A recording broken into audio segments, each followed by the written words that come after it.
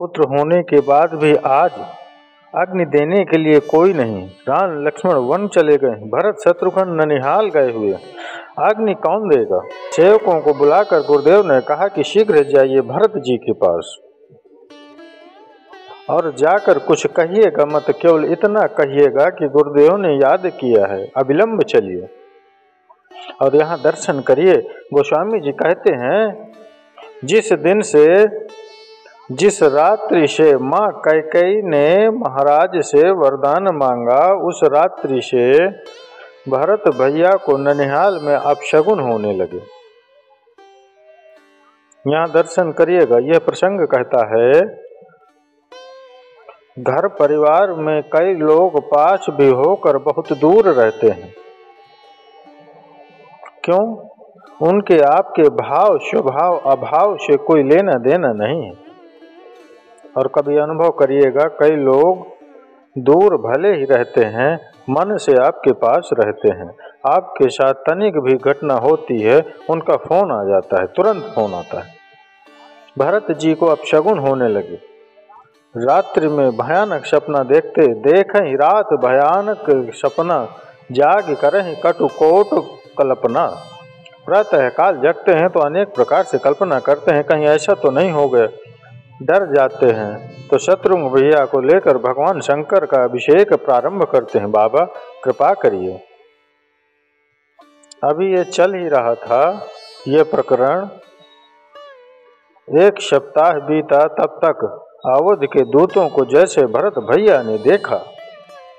दूतों ने कहा, प्रभु कुछ पूछिएगा मत, शीघ्र चलिए, गुरुदेव ने आपको याद किया है। भरत जी जिस दशा में थे, गोस्वामी जी कहते हैं, उसी दशा में दौड़ पड़े। एक निमेष बरस सम जाई, एक एक क्षण भरत भैया के लिए वर्ष के समान व्यतीत होने लगा। गोस्वामी जी कहते हैं, जैसे अयोध्या में प्रवेश करते हैं, आप प्रकृति का दर्शन करिए। खरसियार बोले हैं प्रतिकूला, और सुनि सुनि होई भरत उर्शूला। खरसियार प्रतिकूल ध्वनि बोलने लगे। ऐसा लगता है मानो किसी ने अयोध्या के श्री को उससे छीन लिया हो। भरत जी सीधे माँ कैकेयी के द्वार पर गए। माँ ने सुना कि लाला आ गया, दौड़कर आरती की थाल लेकर गई। आरती उतारी, लाड़ लड़ाई, भीतर ले जाकर बिठाई और प्रश्न करती हैं कि ननिहाल में सब कुशल है न भरत। भरत जी ने कहा, माँ वहां तो सब कुशल है, मेरे घर में सब कुशल है न माँ। कैकेयी जी ने पूछा, ऐसा क्यों पूछ रहे हैं? भरत जी बोले, माँ आज एक घटना घटी है। आज के पहले मैं जब भी मैं बाहर से घर लौटा हूँ तो द्वार पर आप अकेले नहीं आई हैं, मेरी कौशल्या और सुमित्रा मैया भी आई हैं। आज आप अकेली आई हैं माँ, सब कुशल है ना? कैकेयी जी ने कहा, पुत्र कुशल तो सब हो गया था। बेचारी मंथरा ने बड़ी सहायता की, लेकिन क्या कहूँ भरत, ब्रह्मा जी ने एक बात बिगाड़ दी। भरत जी पूछे, क्या हुआ माँ?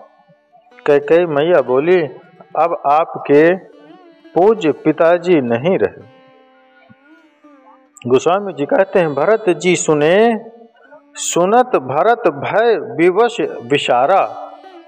हे तात हे तात, तात तात हे तात पुकारी। तात तात कहकर भरत जी खड़े खड़े धरती पर गिर पड़े। भरत जी की स्थिति भई, जल से मछली को निकाल करके और बाहर धरती पर छोड़ दीजिए। जिस प्रकार धरती पर मछली छटपटाने लगे, भरत जी तड़पने लगे। माँ कैकेयी से केवल एक बात भरत जी कहते हैं कि भरत के हाथ को रघुनाथ के हाथ में सौंपे बिना मुझे अनाथ करके पिताजी चले गए। माँ कारण बताइए मुझे। यहाँ कैकेयी मैया ने सब बताया, लेकिन देखिए माँ कैकेयी कैकेयी मैया को समझना सबके बस की बात नहीं है। लोग कहते हैं माँ कैकेयी राम जी की विरोधी थी। आम के वृक्ष से अमरूद निकलेगा का? यदि भरत जी जैसे भगवान के भक्त हैं तो भरत जैसे भगत को जन्म देने वाली माँ कैकेयी राम विरोधी कैसे हो सकती है? कहते हैं जैसन काकर वैसन बिया, जैसन माई वैसन धिया। यदि भरत जी राम भक्त हैं तो माँ कैकेयी राम विरोधी कैसे हो गए? कैकेयी मैया जानती हैं कि मेरा राम जब तक बन नहीं जाएगा तब तक राम राम रहेगा, मर्यादा पुरुषोत्तम राम नहीं बन पाएगा। कौशल्या ने केवल राम को जन्म दिया और उस राम को 14 वर्ष के लिए वन की ओर भेजकर माँ कैकेयी ने मर्यादा पुरुषोत्तम राम को जन्म दिया है। माँ कैकेयी राम जननी है। राम जी कहते हैं सुन जननी सोई सुत बड़ भागी। माँ कैकेयी ने कुछ छिपाया नहीं, सब बताया भरत जी को। और दर्शन करिए, भरत जी सुने कि भैया वन में चले गए। भरत भैया पिता की मृत्यु भूल गए। भरत ही बिसरे पितु मरण। आप कहोगे महाराज ये कैसे संभव है? संभव हुआ। आप कहीं जाइए और आपकी गाड़ी भगवान न करे लड़ जाए, आप गिर जाएं, आप उठकर देखें कि आपका यह हाथ छिल गया, लहू लुहान हुआ, बहुत कष्ट होगा। लेकिन थोड़ी देर बाद पता चले ये तो केवल छिला है, ये तो टूट गया। और जब पता चले कि ये दाहिना टूट गया है, फिर बाएं हाथ का छिलन याद नहीं रहता, भूल जाता है। जीवन में जब बड़ा कष्ट आ जाता है तो छोटा कष्ट उसके सामने समाप्त हो जाता है। भरत जी तो पहले रोए कि पिताजी नहीं रहे। जब सुने कि भैया वन में चले गए, पिताजी की मृत्यु भरत भैया भूल गए। अपने आप को कोसने लगे, हे तू अपन पौजान जी थकित रहे धरि मौन। मन ही मन कहते हैं कैकेयी भैया वन चले गए, अपराध न तुम्हारा है न मंथरा का है। यदि किसी का अपराध है तो इस पापी भरत का है। इस पापी ने धरती पर जन्म ही क्यों लिया? मोर जन्म रघुवर बन लागे। माँ कौशल्या के पास गए। कौशल्या मैया ने भरत जी को खूब समझाया। भरत जी माँ कौशल्या से 28 पाप की चर्चा करते हैं और कहते हैं ये सारे पाप मैं लेने को तैयार हूँ यदि भैया के वनवास में मेरी सहमति है तो। कौन से पाप? जो पाप माता पिता की हत्या से लगता है, जो पाप सदगुरु की हत्या से लगता है, जो पाप अंक में पल रहे संतान की हत्या से लगता है, ऐसा महापाप है। जो पाप गौ की हत्या से लगता है। भरत जी पाप गिनाते गए और कहते गए माँ ये सारे पाप तेरे भरत को लग जाएं। यदि भैया के वन जाने में मेरी लेश मात्र भी सहमति है माँ, मैं सब पाप लेने को तैयार हूँ। माँ कौशल्या मैया बोली भरत क्या कह रहे हैं? एक बार मित्रों, सूर्य जब उदित होते हैं ना तो अंधकार समाप्त हो जाता है। लेकिन भरत ये संभव है कि किसी दिन अंधकार ही सूर्य को समाप्त कर देगा? ये संभव है। यह भी संभव है पुत्र कि जल से मछली को बाहर निकाल दो तो मछली मरे नहीं जीवित रह जाए। यह भी संभव है। ज्ञान होने के बाद भी मोह समाप्त न हो, यह संभव है।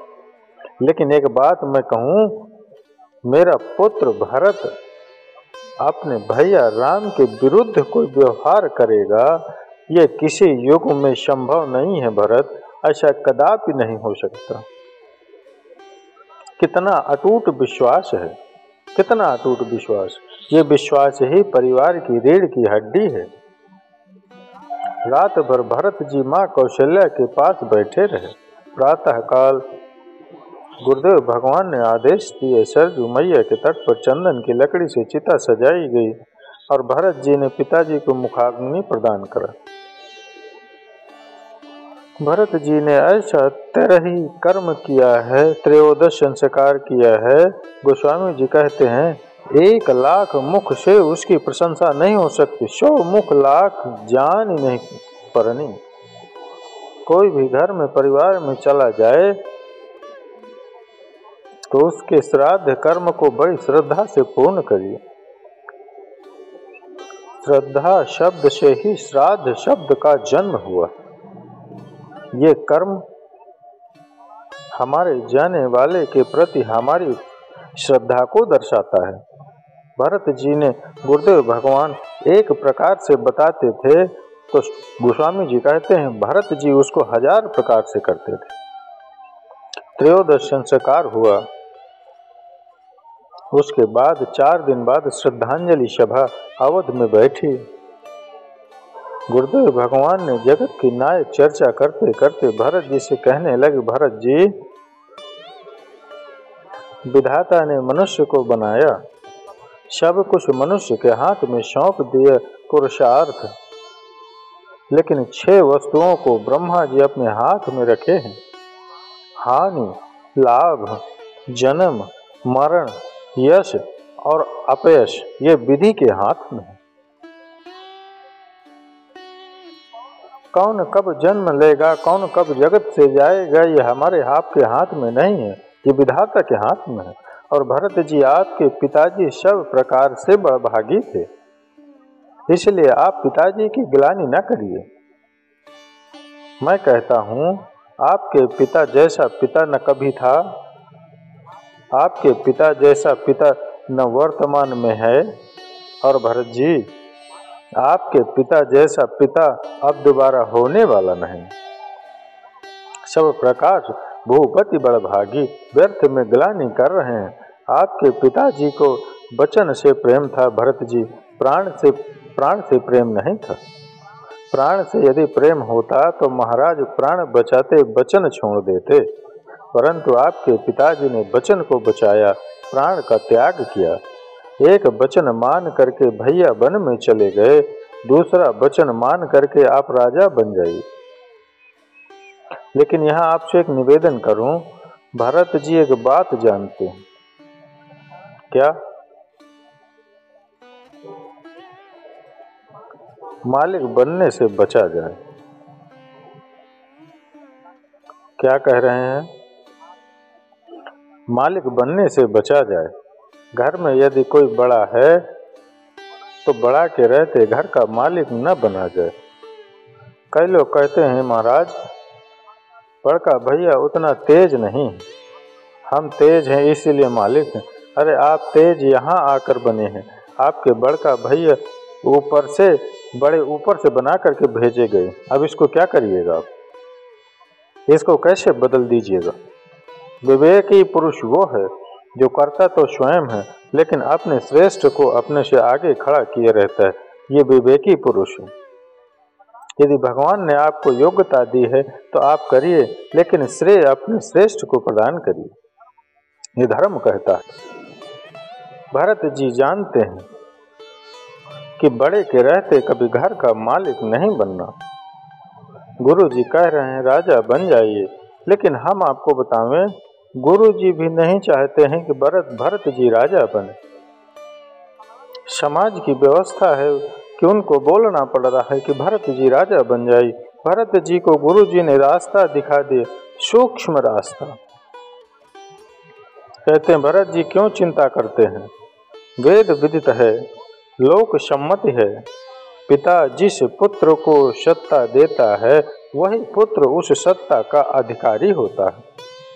गुरु जी ने कहा जेहि पितु देई सो पावई टीका, पिता जिस पुत्र को सत्ता देगा वही पुत्र अधिकारी है।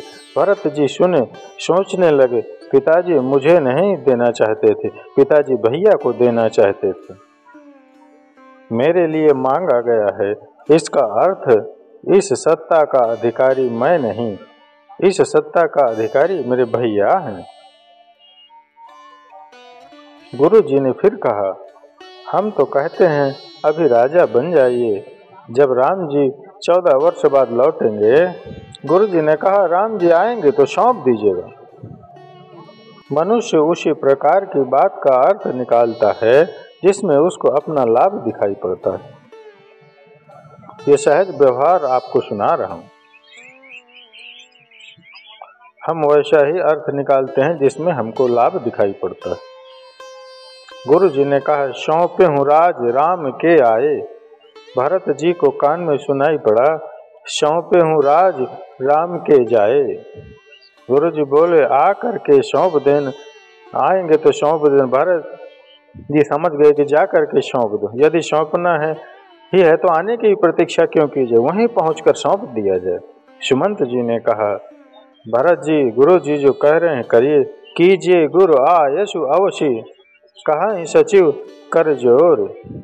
रघुपति आए उचित जस तस तप करब अभोग। राम जी जब आए उस समय उचित लगेगा करिएगा। माँ ने कहा कौशल्या मैया ने भरत जी जो गुरु जी कह रहे हैं वही उचित है। जब माँ ने कहा तो भरत जी फपक कर रोने लगी। कहे माँ आप तो जानती हैं मेरे और भैया के संबंध को, आप कह रही हैं मैं अपनी बात कहूँ गुरुदेव। मुझे हंसी आ रही है कि पिताजी देवलोक चले गए, भैया वन में चले गए और आप लोग भरत को राजा बनाकर मेरा हित देख रहे हैं। भरत का हित राजा बनने में नहीं है।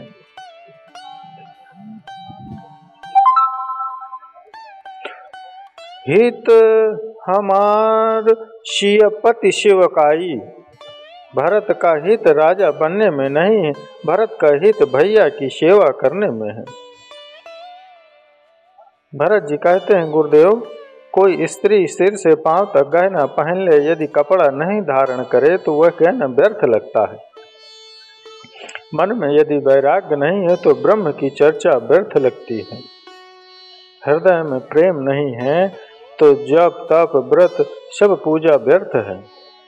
शरीर में रोग लगा हुआ है तो 56 प्रकार के व्यंजन व्यर्थ हैं। कितना भी सुंदर क्यों न हो शरीर, यदि उसमें प्राण नहीं है तो वो शरीर व्यर्थ है गुरुदेव। उसी प्रकार अयोध्या में आप सब लोग हैं और यदि मेरे भैया राम नहीं है तो भारत के लिए अयोध्या व्यर्थ है। इस अयोध्या का कोई अर्थ नहीं मेरी दृष्टि में। बादी मोर सब बिनु रघुराई, रघुनाथ जी के बिना मेरा सब व्यर्थ है। गुरुदेव अभी मैं राजा नहीं बना,